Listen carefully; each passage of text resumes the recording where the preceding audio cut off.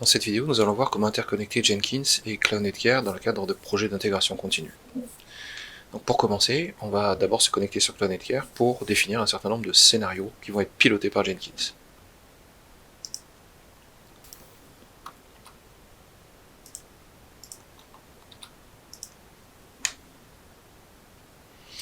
Voilà, une fois connecté sur CloudNetGear, l'idée est de préparer ces tests fonctionnels qui vont être donc exécutés sur le site à tester et dont les tests vont être déclenchés par Jenkins. Donc ici on a créé deux tests fonctionnels à partir d'un même scénario qui s'appelle Skate Workshop Test avec variable, qu'on peut d'ailleurs aller voir. C'est un scénario qui gère un parcours sur un site de e-commerce de vente de skate, où le parcours est celui d'une connexion, puis ensuite d'un ajout au panier d'un skate. Ensuite on va commander ce skate.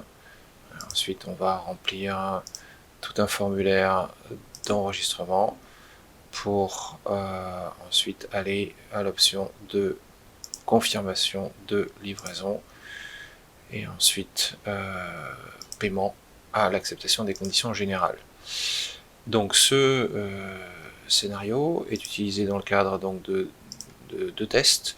Le premier test va être exécuté dans Chrome 85 et Firefox 80 avec trois jeux de données, un jeu de données qui s'appelle dataset Pierre, un jeu de données qui s'appelle dataset Paul et un jeu de données qui s'appelle dataset Jacques. Donc l'idée c'est de déclencher ce test par Jenkins. De la même manière, pour générer aussi et voir comment les erreurs sont remontées dans Jenkins, on a préparé un test qui est équivalent, mais cette fois-ci avec des jeux de données qui vont générer des erreurs, de manière à volontairement mettre ce test fonctionnel avec deux jeux de données en erreur. Donc le paramétrage qu'il faut vérifier, c'est tout d'abord vérifier dans le compte utilisateur que l'API est bien activée et ici noter le numéro de la clé API disponible sur le compte. À cette clé est associé également un mot de passe qui a été donné de manière initiale quand on a créé le compte et qu'on peut ici modifier. Deuxième élément qu'il faut vérifier, c'est aller sur les tests fonctionnels que l'on souhaite faire jouer par Jenkins. Et par défaut, on voit qu'ici, on a un code API qui a été généré par le système et qu'on peut remplacer par un nom plus parlant. Et par exemple, je vais appeler ce premier test Skateboard Shop Test 1, sauvegarder, et je vais aller paramétrer le deuxième test Skateboard Shop Test 2. Voilà, donc là on a terminé tout le paramétrage qu'il y a à faire dans CloudNetGear au niveau de l'intégration dans Jenkins. Alors ce qu'on va faire maintenant, c'est qu'on va aller télécharger le plugin de Jenkins CloudNetGear en passant par le site web, donc toutes les intégrations, Jenkins, et ici télécharger le plugin. Voilà, le plugin étant téléchargé, je dézippe ce plugin qui est au format .hpi. Alors maintenant, je vais basculer dans Jenkins. Donc ici, on a une instance de Jenkins qui est en train de tourner. Et ce qu'on va aller faire, c'est qu'on va aller dans l'administration de Jenkins, la console d'administration, et on va aller dans gestion des plugins. À partir de là, on va aller dans Avancer pour soumettre un plugin, choisir le fichier. Et donc, je vais aller tout simplement pointer le fichier .hpi qui correspond au téléchargement que je viens d'effectuer. Et je fais soumettre. À partir de là, le plugin est en train de s'installer dans Jenkins. Le plugin a été installé. Et je reviens sur mon écran principal. Ensuite, ici, il y a un job, par exemple, qui a été créé. Et ce qu'on va faire, c'est qu'on va spécifier sur ce job le fait de déclencher en post-build l'exécution des tests fonctionnels dans CloudNetGear. Donc, pour faire ceci, je vais dans le job en question, dans configurer. Et ce que je vais faire, c'est que il y a tous les éléments de build qui ont été configurés, je vais ajouter un élément post-build. À partir de là, dans la liste déroulante, on voit que CloudNetGear apparaît. Je vais sélectionner, et ici, on retrouve un certain nombre de paramètres à renseigner concernant l'application et le lien avec CloudNetGear. Donc, un premier élément, c'est l'API key, la fameuse API key qu'on va aller chercher dans le portail, ici dans CloudNetGear, dans le compte utilisateur. C'est cette clé-là. CTRL-C.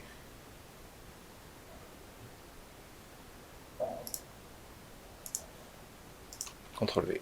Ensuite, je vais prendre, taper le mot de passe qui est lié à ce compte et vérifier qu'on réussit bien à se connecter et obtenir un token.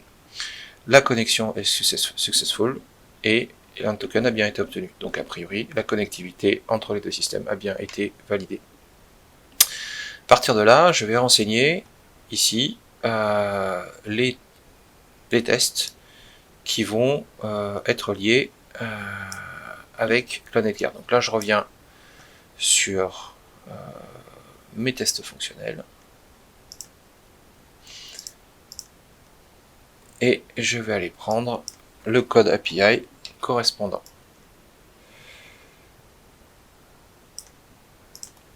Je colle le code API et je vérifie l'existence de ce test. Le test a bien été connecté. Ici, on a bien test trouvé. Je vais ajouter un deuxième test. Voilà, le test 2. Vérifier l'existence. Et je fais sauver. À partir de là, j'ai tout simplement plus qu'à lancer un build. À partir du moment où je vais lancer un build, l'ensemble des tests qui ont été configurés dans Jenkins vont automatiquement en post-build être exécutés et ensuite on va pouvoir voir le rapport dans Jenkins directement du résultat des tests. Donc je lance le build.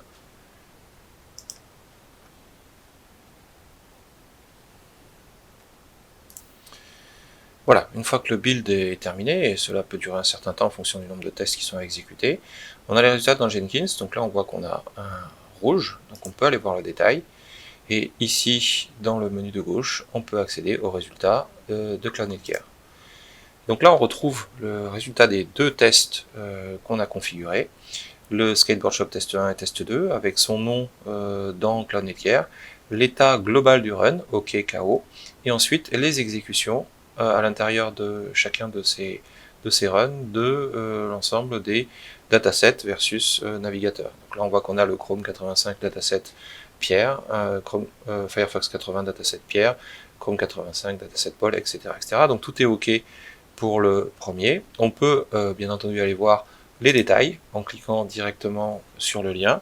Et là, on retrouve les détails de chacune des étapes avec les temps d'exécution. Et il est possible à tout moment d'exporter le script au format Selenium IDE pour éventuellement le rejouer en local. Lorsqu'il y a une erreur, de la même manière, j'ai la possibilité d'aller voir le détail de l'erreur, où là, je vais tomber directement sur l'étape qui est en erreur. Ici, on attendait un prix de 10 € et l'interface a affiché gratuit. Donc je peux aller voir en détail le screenshot pour voir ce qui s'est passé sur l'étape concernée. Également sont disponibles systématiquement une vidéo qui était enregistrée lors de l'exécution du test. Et donc en cliquant dessus, je peux lancer la vidéo enregistrée de l'ensemble du test, synchronisée avec un sous-titre qui correspond aux étapes, de manière à voir le déroulement complet de ce test et comprendre le cheminement qui a amené à l'erreur. Voilà, donc on sait que c'est l'étape 20 qui va être en erreur. Donc là, on peut regarder précisément comment on est arrivé à cette étape et on voit que l'erreur apparaît sur cet écran-là. Bien entendu, cette vidéo, on peut l'exploiter en plein écran et on peut la télécharger si c'est nécessaire. Les tests ayant été donc joués dans CloudNetGear, il est également possible, si on le souhaite, de voir l'exécution et les résultats directement dans l'interface de CloudNetGear. Là, on voit l'exécution des deux tests qui ont été programmés et lancés par Jenkins, et on peut directement sur l'interface de CloudNetGear analyser les résultats, les détails, et voir les vidéos si nécessaire. Voilà ce qui conclut la présentation de l'intégration de Cloud Netgear et Jenkins.